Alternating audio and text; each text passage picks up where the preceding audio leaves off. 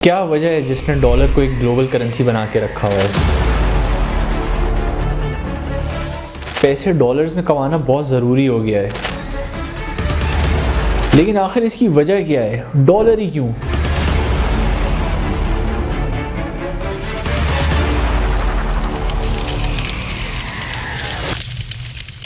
अस्सलाम वालेकुम and welcome back to the right direction. दोस्तों, मैंने फ्रीलांसिंग 2020 में स्टार्ट की थी और जिस टाइम पे मैंने फ्रीलांसिंग स्टार्ट की थी उस टाइम पे डॉलर का एवरेज एक्सचेंज रेट 161.8 था और आज जिस दिन मैं ये वीडियो शूट कर रहा हूँ आज के दिन डॉलर का एक्सचेंज रेट 279.1 है। और बीच में तो सिचुएशन इतनी बुरी हो गई थी कि सितंबर 5, 2023 में डॉलर ने अपना ऑल टाइम हाई हिट किया था विच वॉज 308.1। तो इस सब में ये बात तो साफ वाज़ेह है कि पैसे डॉलर्स में कमाना बहुत ज़रूरी हो गया है, लेकिन आखिर इसकी वजह क्या है? डॉलर ही क्यों? क्या वजह है जिसने डॉलर को एक ग्लोबल करेंसी बना के रखा हुआ है? आइए जानते हैं इस वीडियो में। डॉलर की इंपॉर्टेंस को समझने के लिए सबसे पहले करेंसी की इंपॉर्टेंस को समझना बहुत ज़रूरी है। तो दोस्तों, करेंसी एक नया कॉन्सेप्ट नहीं है, ये बहुत पुराना कॉन्सेप्ट है और ये 3000 BC के टाइम से एग्जिस्ट करता आ रहा है। हिस्टोरियंस के मुताबिक मेसोपोटामियन सिविलाइजेशन ने काफ़ी लार्ज स्केल इकोनॉमी बिल्ड की थी अराउंड कमोडिटी मनी, जिसको वो शेकल कहते थे। अब आपके जहन में अगला सवाल ये आएगा कि कमोडिटी मनी किसको कहते हैं? कमोडिटी मनी बेसिकली वो मनी है जो किसी न किसी कमोडिटी से डिराइव होती है। अब कमोडिटी में कुछ भी आ सकता है, जैसे चावल, आटा, गेहूं, टमाटर, कुछ भी जो एक कमोडिटी आपको प्रोवाइड करती है। और पुराने वक्तों में कमोडिटी इटसेल्फ भी एक करेंसी के तौर पे इस्तेमाल होती थी। फॉर इंस्टेंस, अगर मुझे किसी से टमाटर परचेज़ करने हैं और मेरे पास आटा है तो मैं उस आटे के बदले उससे टमाटर परचेज़ कर लूँगा। जैसे जैसे दुनिया में ट्रेड बढ़ा तो कमोडिटी मनी के थ्रू ट्रेडिंग करना मुश्किल होता गया है, क्योंकि फॉर इंस्टेंस अगर मैं किसी से टमाटर के बदले चावल ले रहा हूँ या टमाटर के बदले दूध ले रहा हूँ तो मैं दूध को स्टोर कितना कर पाऊँगा? इवेंचुअली वो ख़राब हो जाएगा। जैसे जितने भी फूड आइटम्स होते हैं उनकी एक एक्सपायरी होती है, वो कुछ टाइम के बाद ख़राब हो जाते हैं। तो वर्ल्ड वाइड एक प्रॉब्लम अराइज हुई कि ऐसी किस चीज़ में ट्रेड किया जाए जिसको वो लॉन्ग टर्म में स्टोर कर सकें, यानी सेविंग्स कर सकें अपने पास। इस प्रॉब्लम को सॉल्व करने के लिए gold as a currency use होना शुरू हो गया। ये सोल्यूशन फीजिबल इसलिए था क्योंकि गोल्ड एक ऐसी चीज़ है जो ना तो एक्सपायर होती है, ना वो पड़े पड़े ख़राब होती है और उसको कैरी करना भी इतना मुश्किल काम नहीं है। तो ये वक्ती सोल्यूशन तो ठीक था, लेकिन जब ट्रेड की क्वांटिटी इंक्रीज हुई, ट्रेड मैसिव क्वांटिटीज़ में होने लगा और स्पेशली लॉन्ग डिस्टेंसेस पे होने लगा, एक शहर से दूसरे शहर तक ट्रेड होने लगा या फिर एक कंट्री से दूसरी कंट्री में ट्रेड होने लगा, गोल्ड को इतनी क्वांटिटी में कैरी करना बहुत मुश्किल हो गया। तो यहाँ पे हमारे पास एक और प्रॉब्लम आके खड़ी हो गई। तो इसका फिर सोल्यूशन ये निकला कि फॉर इंस्टेंस अगर मैं इस्लामाबाद में ट्रेड करता हूँ और मुझे अब कराची में ट्रेड करना है तो मैं पहले इस्लामाबाद के एक मर्चेंट के पास जाऊँगा और मैं उसको बोलूँगा कि आपका जो कराची में पार्टनर है मैं उससे जाके गोल्ड कलेक्ट कर लूँगा, ये आप मेरा गोल्ड डिपॉजिट कर लें और आप इसके अगेंस्ट मुझे रसीद दे दें। वो रसीद मैं कराची में दिखाऊँगा और मैं उनसे उसके अवज़ गोल्ड अपना कलेक्ट कर लूँगा और फिर मैं कराची में ट्रेड कर लूँगा। तो ये रसीद आगे चल के इसने पेपर करेंसी की शक्ल इख्तियार कर ली, जो कि फिर आगे बैंक्स में भी होना शुरू हो गई। ये पेपर करेंसी वाला कॉन्सेप्ट दुनिया भर में एक्सेप्ट होने लगा और बैंकिंग सिस्टम्स इसी के अराउंड रिवॉल्व करना शुरू हो गए। और इसी तरह यूरोप ने अपनी सबसे पहली करेंसी निकाली पाउंड स्टर्लिंग के नाम से।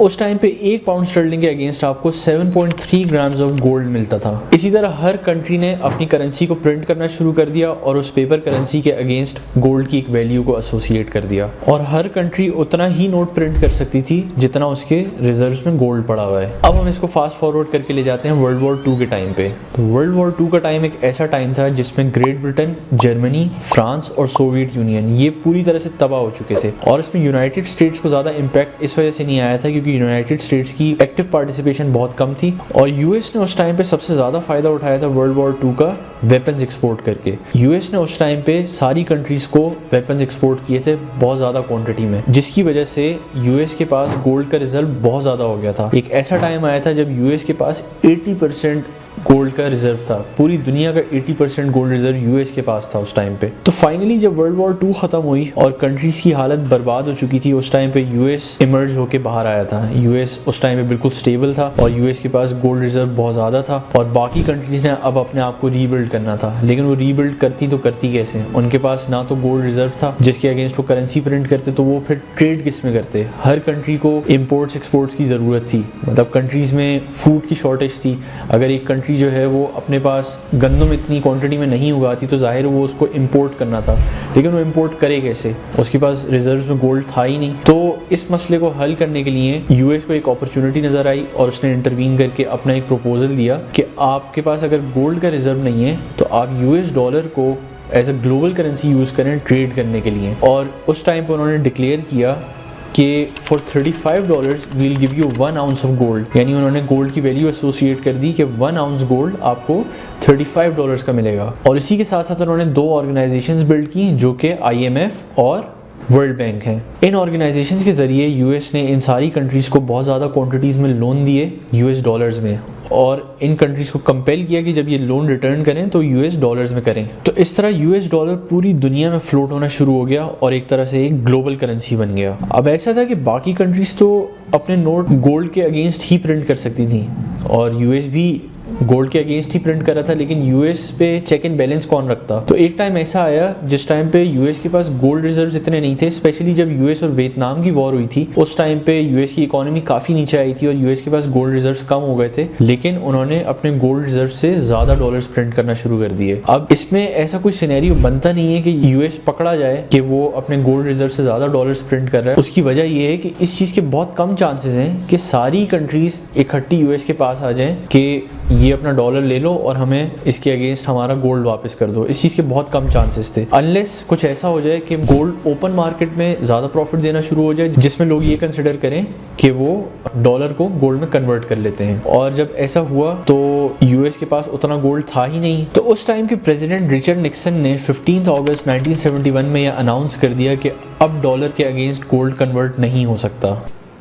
I have directed Secretary Connally to suspend temporarily the convertibility of the dollar into gold or other reserve assets, except in amounts and conditions determined to be in the interest of monetary stability and in the best interest of the United States. इस news को दुनिया भर में Nixon shock के नाम से जाना गया। अब ये बिल्कुल ऐसी सिचुएशन है कि मैं आपको 10 लाख रुपए का चेक दूं और मैं बोलूं कि आप इसको कैश करा लें, जबकि मेरे बैंक में 10 लाख रुपए हो ही ना, तो आप उस चेक का क्या करेंगे। इसी तरह दुनिया भर में बाकी कंट्रीज़ ने कहा कि अब इस यूएस डॉलर की क्या वैल्यू रह गई, अब हम इसका क्या करेंगे, लेकिन वो कुछ कर भी नहीं सकते थे क्योंकि मार्केट में यूएस डॉलर के अलावा और कुछ फ्लोट ही नहीं हो रहा था। तो एक तरह से आप समझ लें कि जैसे मैंने आपको 10 लाख वाले चेक की एग्जाम्पल दी, उस चेक के ऊपर ही ट्रेडिंग शुरू हो गई। मतलब लोगों ने आपस में वही एक्सचेंज करना शुरू कर दिया और उसी की बेस पे आइटम्स की सेल एंड परचेज करना शुरू कर दी। इस चीज़ में यूएस को फर्दर बेनिफिट ऐसे हुआ कि उस टाइम पे सऊदी अरब से ऑयल एक्सट्रैक्ट होना शुरू हो गया था और यूएस ने उस टाइम पे ये कंपेल किया था सऊदी अरब को कि वो अपनी ऑयल की सारी एक्सपोर्ट्स को डॉलर्स में ही करे। तो उस टाइम पे नेचुरली सऊदी अरब ने ये कहा कि अब मुझे इस डॉलर का क्या फ़ायदा, जिस पे यूएस ने उसको अश्योरेंस दी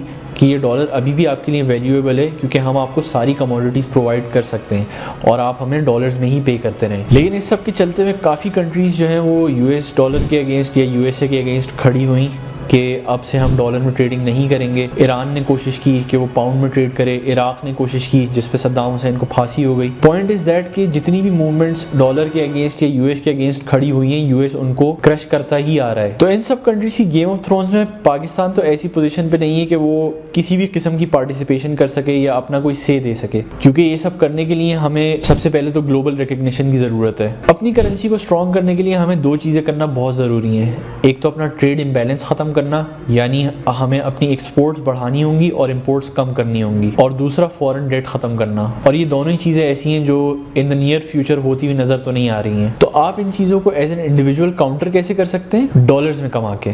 डॉलर्स में कमाने का सबसे आसान तरीका तो फ्रीलांसिंग है, और फ्रीलांसिंग के सबसे बड़े प्लेटफॉर्म्स फाइवर और अपवर्क हैं। फाइवर पे पैसे कैसे कमाते हैं उसका भी तरीका मैंने अपनी इन पिछली वीडियोस में बताया हुआ है और इनका लिंक मैं अपनी डिस्क्रिप्शन में डाल दूंगा। और आगे आने वाली वीडियोस में मैं आपको वीडियो एडिटिंग सिखाऊंगा जो कि मार्केट में बहुत ऑन डिमांड स्किल है और फ्रीलांसिंग में इसकी बहुत ज़्यादा डिमांड है। तो मिलते हैं जल्दी आपसे अगली वीडियो में, तब तक के लिए अल्लाह हाफिज़।